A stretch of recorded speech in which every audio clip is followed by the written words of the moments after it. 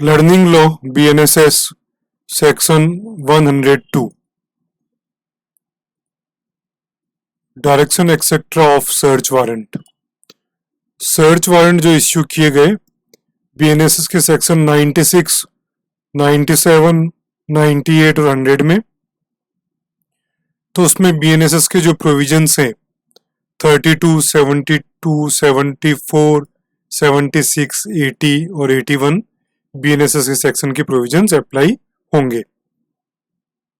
ये समझा रखा है 102 के अंदर।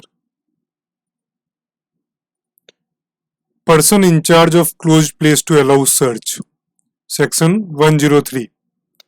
यदि किसी क्लोज स्पेस में, जैसे कोई मकान है, फ्लैट है या फैक्ट्री है, तो क्लोज स्पेस है, किसी ओनर के कंट्रोल में है, तो उसमें यदि सर्च करनी होगी तो ओनर उस सर्च को अलाउ करेगा। ये समझा रखा है सबसेक्शन 1 में।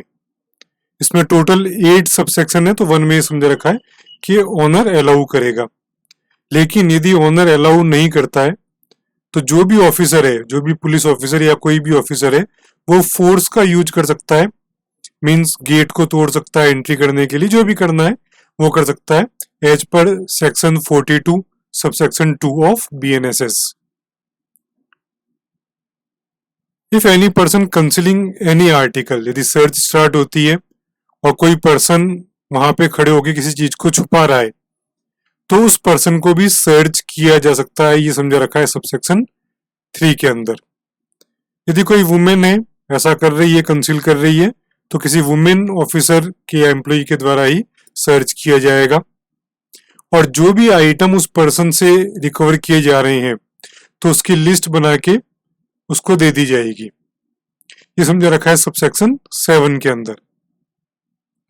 जब भी सर्च किया जाएगा तो विटनेस होने जरूरी रहेंगे जो उसी लोकेलिटी के होंगे, तो 2 इंडिपेंडेंट पर्सन को विटनेस बनाया जाएगा। यदि कोई पर्सन तैयार नहीं होता है तो उस केस के अंदर पुलिस ऑफिसर एक ऑर्डर जो राइटिंग में होगा वो देकर भी विटनेस बनाएगा। मीन्स कंपलसरी आप मान सकते हैं कि विटनेस बनाया जाएगा। ये समझा रखा है सबसेक्शन 4 के अंदर। जो भी आइटम सीज किए जा रहे हैं उन आइटम की लिस्ट विटनेसेज के द्वारा साइन होगी, समझा रखा है सबसेक्शन 5 के अंदर। जब भी सर्च किया जाएगा किसी प्लेस को, तो जो ओनर है, जिसके ऑक्यूपेंसी के अंदर वो प्लेस है, तो वो प्रेजेंट रहेगा ड्यूरिंग द सर्च। और जो भी आइटम सीज किए गए उसकी लिस्ट बनाई गई, वो लिस्ट उस आदमी को, जो ओनर है या जो ऑक्यूपेंट है उस प्लेस का, उसको दी जाएगी। ये समझा रखा है सबसेक्शन 6 के अंदर। यदि कोई विटनेस रिफ्यूज करता है कोर्ट में यदि बुलाने पर भी विदाउट एनी रीजनेबल कॉज, तो भारतीय न्याय संहिता की धारा 222 उस पर अप्लाई होगी। तो कोई विटनेस यदि रिफ्यूज करता है कोर्ट को अटेंड करने से विदाउट रीजनेबल कॉज, तो ये भारतीय न्याय संहिता की धारा 222 के तहत अपराध होगा। तो ये सब समझा रखा है सेक्शन 103 के अंदर। Section 104 disposal of things found in search beyond jurisdiction.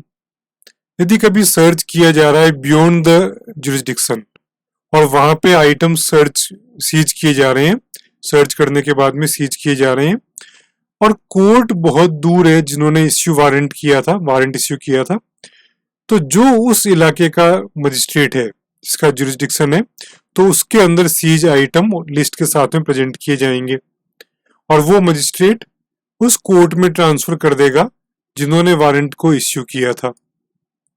लेकिन यदि कोर्ट भी नजदीकी है, जिस कोर्ट ने वारंट इश्यू किया है वो कोर्ट भी नजदीकी है, तो सीज आइटम और उसकी लिस्ट सीधे उस कोर्ट के अंदर प्रेजेंट की जा सकती है। ये समझा रखा है सेक्शन 104 के अंदर disposal of things found in search beyond jurisdiction.